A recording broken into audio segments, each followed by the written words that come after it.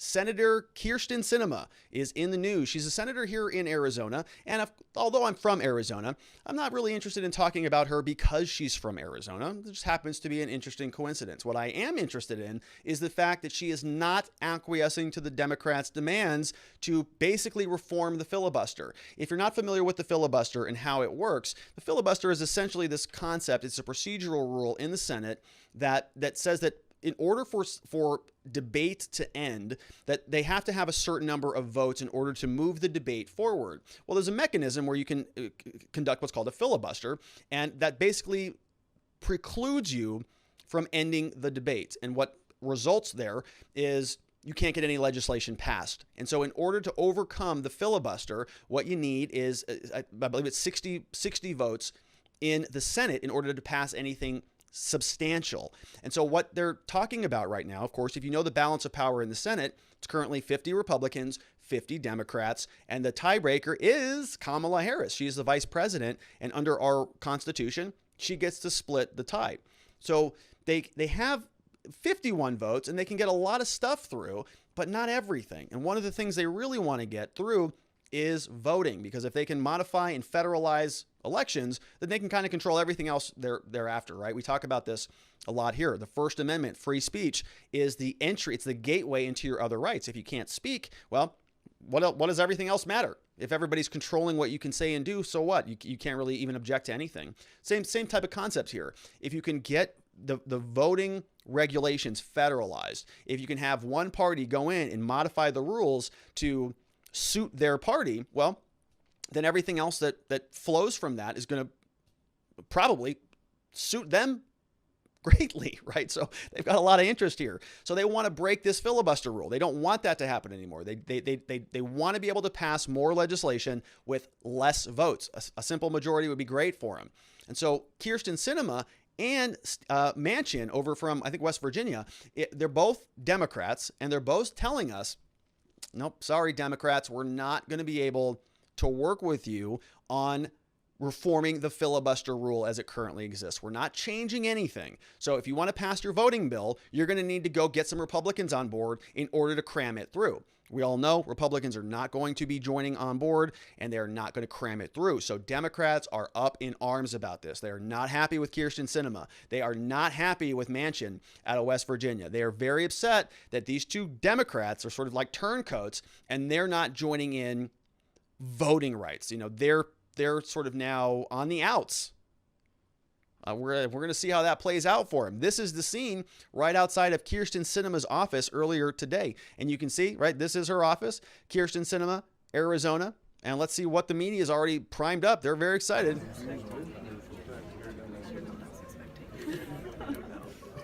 They can't believe it. Okay, because what can't they believe?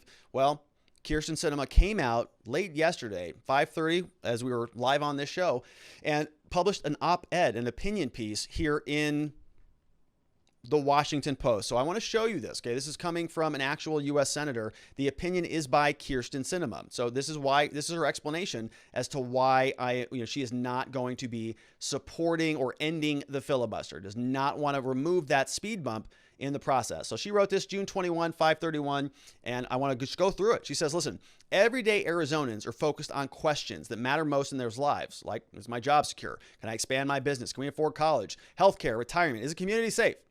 She says, meanwhile, much of Washington is only focused on the Senate rule that requires 60 votes to advance most legislation. So you see this is actually very nice. This is well written. So she's actually giving us some education on what the filibuster is. Arizonans expect me to do what I promised when I ran for House, to be independent like Arizona, lasting results rather than temporary victories. The best way to achieve these?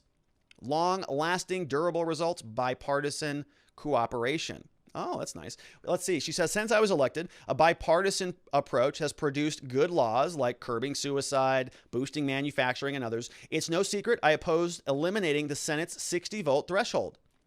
Okay, so in other words, 60 votes in order to pass anything meaningful through. The Democrats want to just make it a simple majority, 51, so they can cram through the For the People voting rights stuff. All right, let's take a look. It says, it's no secret that she opposes eliminating it. I held the same view during 3 terms in the U.S. House. Okay, so this isn't new.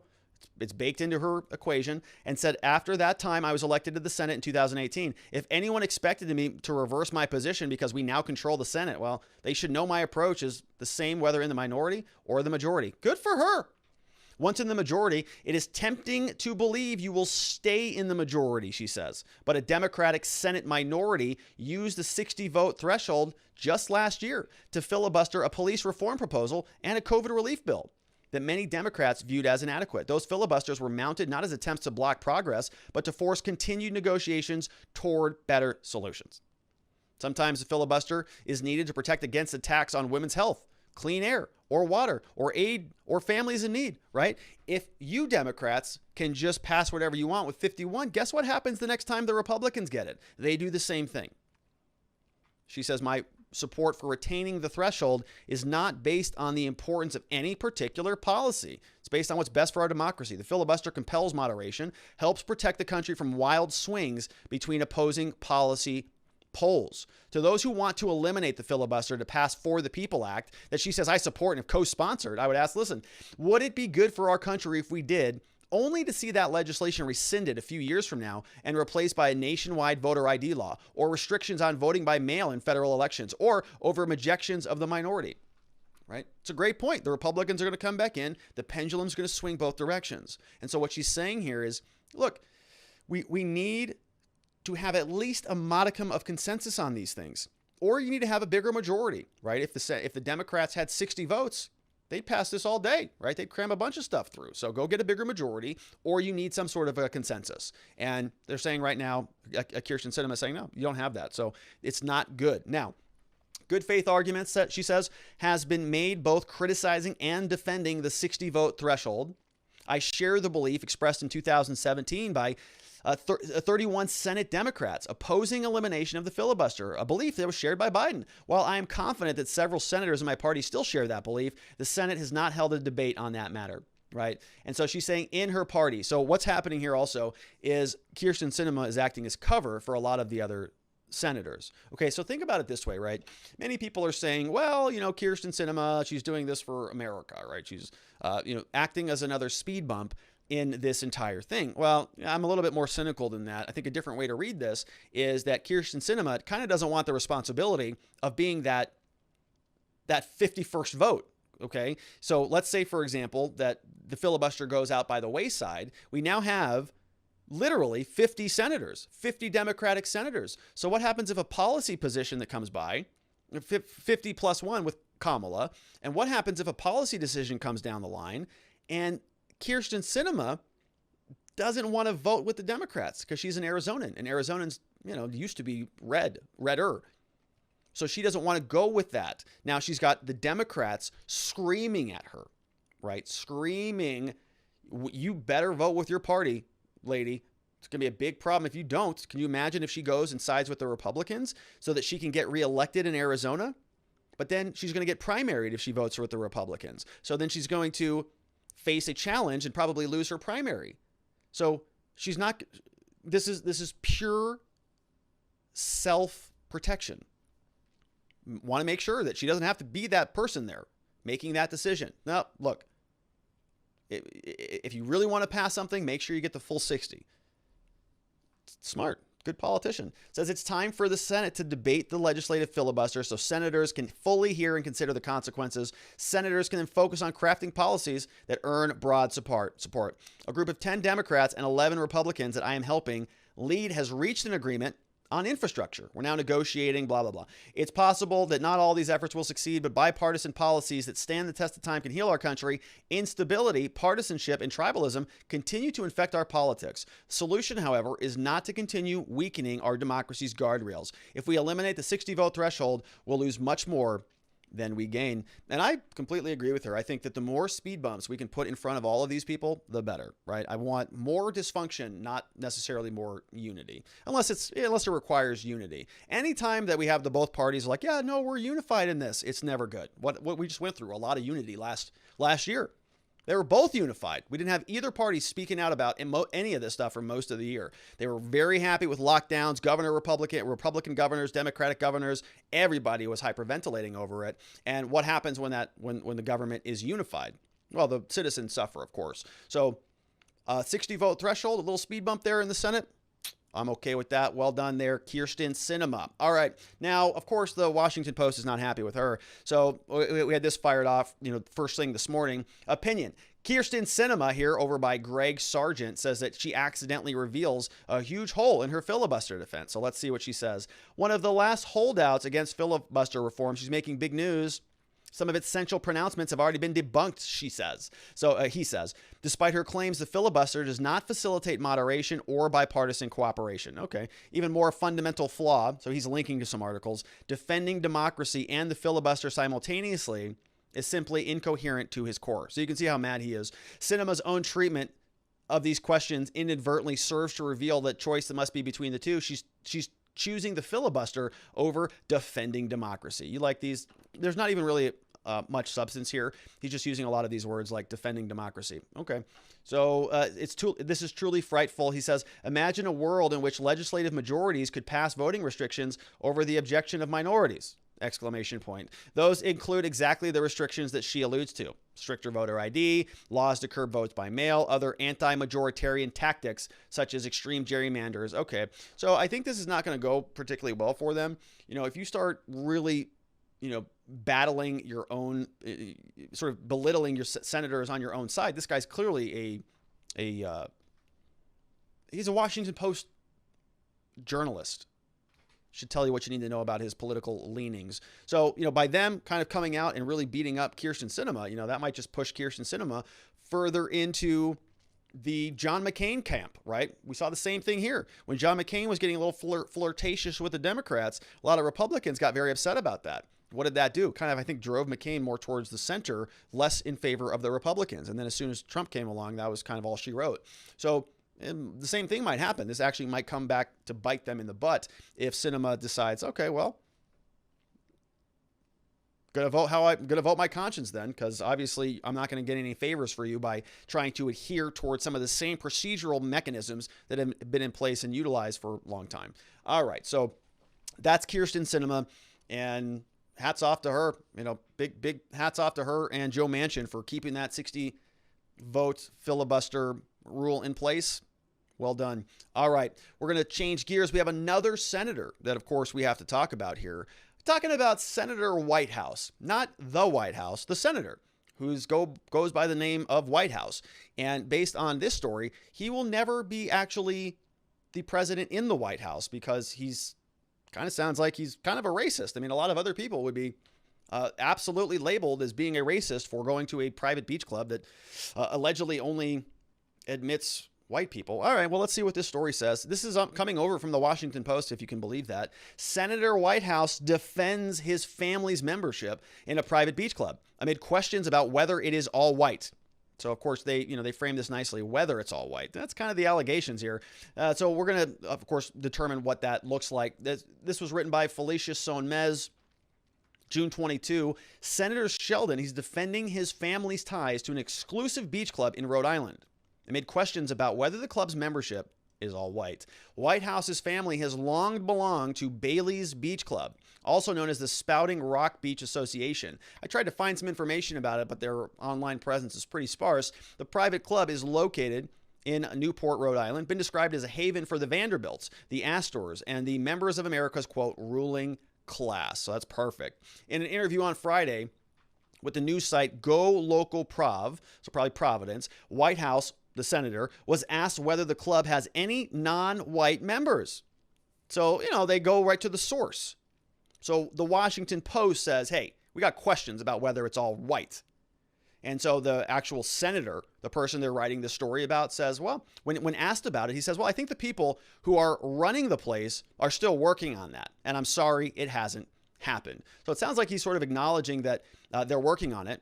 And it's a known problem that it is all white, and it hasn't happened yet, but they're still working on it. So he's kind of well aware of the problem, and he's sorry that it hasn't been resolved yet, which is interesting. So we're going to see a video of this guy, but I just wanted to show a couple quick tweets of Senator Whitehouse here today. He's somebody who's at the forefront of a lot of the racial social justice issues. And back on, it looks like June 4th, he said that we hear the voices. This was in 2020 after the George Floyd death. We hear the voices of the peaceful protesters who have marched. We can and we must do better. 2, root out systemic racism in its many forms and meet America's full promise of justice for all. So like an example of one form would be like, I don't know, a beach house that is racist, that only accepts white people in their club. That's one form. And if you're concerned about sort of it being systemic, it might be kind of ingrained into this beach club system there in Rhode Island, isn't it? Because Senator Whitehouse said specifically that they know about it. I'm a senator, in fact, and I go there and I'm aware that they recognize this as a problem. They're working on it, and I'm sorry that it hasn't happened sooner. All right. So this was, of course, brought to us by Go Local Providence. Here is the video. You can see this guy. So they caught him right up by a construction site, probably getting out of this, SUV here. It says it's a long tradition in Rhode Island, and this was posted by the Go Local Prov news team, so they didn't put an author on there. Monday, June 21. Here is the video. Look at this guy's grin. Don't you just love that? He's just so happy to be answering questions from a very nice reporter. Let's listen to what he has to say and what she has to say. Okay, back in 2017, you had expressed concerns about the membership of the all-white Bailey's Beach Club, said that you hoped it would become more diverse. Now, your family's been members, your wife is one of the largest shareholders. Has there been any traction in that? Are there any minority members of the club now? I think the people who are running the place are still working on that, and I'm sorry it hasn't happened yet. Do you have concerns in 2021? I mean, obviously it's been 4 years. You had remarks on the floor following the deaths of Breonna Taylor and George Floyd saying, hoping to root out systemic racism in the country. Your thoughts on an elite, all-white, wealthy club, again, in this day and age? Should these clubs continue to exist? It's a long tradition in Rhode Island, and there are many of them. And I think we just need to work our way through the issues. Thank you. The car's here. You have to continue. Just got to work our way through the issues. So that is the senator, and he's bringing about some changes in the many forms. We had some other of those tweets. Let's see what else we have here. It says, today we remember George Floyd. Tragic death 1 year ago sparked a global movement against racial injustice. We're working in the judiciary to bring lasting change. Our country must engage the legacy of slavery and the injustices that Black Americans still face every day, except being admitted to beach clubs. I hope that all of us take time on the Juneteenth, just posted this, to reflect on our history and how we move forward, and probably maybe your traditions also. Maybe reflect on your traditions and some of the clubs that you're a part of, like this one, the Spouting Rock Beach Association. Looks very nice, right? I'd like to be a part of that club. Go hang out here, wherever this is, at the Spouting Rock Beach Association here in Newport, and you'll notice not a lot of information here. We got employment opportunities, nothing to click on. You can get directions to this place if you want to go check it out, or if you're a member, you get to log in. But aside from that, not much information. Now, back to the Washington Post, they tell us that pressed on whether he believes they should continue to exist, as we heard, he said, it's a long tradition. Many of them. Just need to work our way through the issues. Okay. So a White House spokesman on Monday, not the White House, the Senator Whitehouse, said that Bailey's Beach Club has, quote, no such restrictive policy regarding race or ethnicity. Okay, the club has had members of color, said the spokesman, Richard Davidson, has had and has members of color. Okay, so maybe it's sort of not accurate, even though Senator Whitehouse just said they're still working on that issue. Okay, it's unclear Monday whether Whitehouse had at some point said he would leave the club. According to Go Local Providence, during his 2006 Senate run, Whitehouse had pledged to leave the club. News site said that he instead transferred the shares to his wife, who's now one of the club's largest shareholders. Now, Washington Post says, well, Go Local Prov didn't provide any attribution for that claim. So it's not clear whether he made a statement. Davidson on Monday disputed that part of the report. So the Washington Post is not happy when Go Local Providence doesn't name their sources. Unconfirmed report from so-and-so. They don't like that. But when they do it, not that big of a deal. The senator did not say that, Davidson said in a statement. The senator recalls transferring his shares to accommodate a club policy. So asked about whether he was going to leave. He didn't say that, says the club, but they did need to transfer the stock of the club to the wife because they both can't have that. So Davidson said that while Whitehouse is no longer a member, his wife is. He added that the senator, quote, has dedicated his entire career to promoting equity and protecting civil rights, as his record shows. Which is, of course, why you get a lot of sort of flexibility to be a racist. candidly, right? It's sort of like you get a bunch of excuses if you're in the right political ideology, in the right political camp. I mean, where's the outrage over Hunter Biden actually using the N-word repeatedly? No, there isn't anywhere. Okay. And Donald Trump says fine people, and it's like through the roof. Now, one's the president, one's the president's son. But if Donald Trump Jr. said something like that, oh my goodness, right? It would be the end of the republic, because we would have been taken over by a racist, totalitarian, dictator, Hitlerian monster named Donald. And now nothing, not so much. It's just quiet, all quiet, sweep it under the rug, because although he's clearly somebody who has, let's say, racial insensitivities at the best, he still gets a pass because he's part of the in club right now. It's like high school. All right. So a woman who answered the phone at Spouting Rock Beach Association on Monday declined to answer questions about its membership. Also declined to put a reporter in touch with anyone who could provide further details, saying that the club is a very small beach club. No comment at this time. Yeah, it's very small. Yeah, it's tiny. Look at this thing. Yeah, it's very small. Just like a little shanty, a little shack there that we all just kind of come and hang out at. What do you think this place costs? Are you kidding me? Oh my goodness. Give me a break. So that's some fun out of our Congress people and our senators. All right. So if you need some criminal representation, that's where I'm going. We wrapped up that segment. So now we're going to transition to the final plug of the R&R Law Group for the day. But this is our law firm. We help with any type of criminal charge here in the state of Arizona, and we love to help good people get through the criminal justice system. We're very passionate about what we do. So if you happen to know anybody in the state of Arizona that has been charged with a crime, or they want to clear up an old record, if they want to remove a mugshot off the internet, if they want to restore their rights so that they can possess the right to vote again and be in possession of a firearm, there's a lot that we can do to help. And so we offer free case evaluations. You can take a picture of that QR code if you're watching this on a TV, or call that phone number, 480-787-0394, and we very much appreciate it. We have an awesome team of people here. We love the work that we do, and we'd appreciate you affording us the opportunity to help somebody who needs it. If you're not interested in legal services, no problem at all. We have some information offerings that might be useful and entertaining and actually practicable for you. I want to share with you my law enforcement interaction training. This is a 2.5-hour training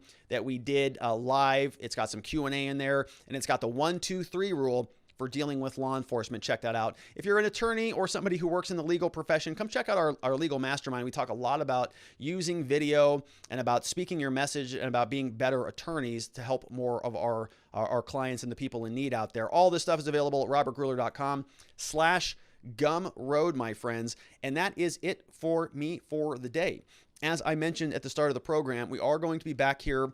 It's going to be the same time, same place, but it's probably also going to be recorded because I have another event that I have to go to. I have sort of a late loaded evening events for the next couple days. So I'm going to be recording these just like we did here today, and we will upload it and premiere it. I'm sorry that I cannot be with you there in the chat, but we are going to do a Q&A recording on Sunday. So what I will do, we're going to do the monthly meetup on Saturday night. So be on the lookout for the registration link. And then we'll do a Q&A that's a little bit more sort of, more question response type of a video. I'm going to post that exclusively over at Locals, watchingthewatchers.locals.com. And I'm going to be trying to sort of do some more exclusive content over there. We've been saying this for a long time, that as that community builds, it's sort of, it makes more sense to just do more stuff over there. And so we've been unrolling more things as the months go by. We just did our law enforcement interaction training for the Locals community, and we just did we had a monthly meetup back in May. We have another one coming up in June, and it's going to be a lot of fun. So I'm excited about it. And I hope you join us over there, watchingthewatchers.locals.com. And one final reminder that you can actually now transition into an annual subscription. So you save 2 months. If you want to transition, you can save 2 months off of a yearly subscription, which is great. And then if you're new, you can also just sign up and just pick that option from the first get-go. So that's it for me, my friends. Thank you so much for understanding the scheduling shifts a little bit. We are going to be back here tomorrow, same place, same time, and I hope to see you back here there. Everybody have a tremendous evening. Sleep very well. See you right back here tomorrow. Bye-bye.